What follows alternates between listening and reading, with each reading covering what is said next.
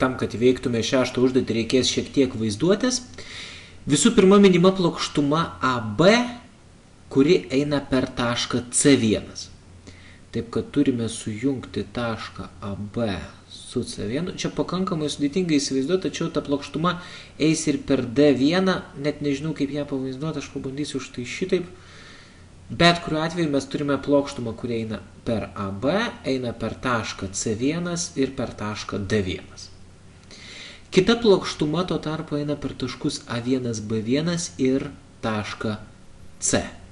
Taip, kad šita plokštuma atrodo maždaug šitaip. Šios plokštumos kertasi. Kertasi štai čia. Jeigu pasižiūrėsim į šitą kubą iš šono, mes pamatysim labai gražų dalyką. Mes pamatysim kvadratėlį, kurio kraštinės yra sujungtos štai šitaip. Mes pamatysim įstrižainės. Čia yra taškas B, čia yra taškas C1. Na, o apie keturkampę įstrižainės žinome vieną gerą dalyką apie jas. Jos tikrai kertasi stačių kampų. Vadinasi, kampas tarp šitų plokštumų tikrai yra E90.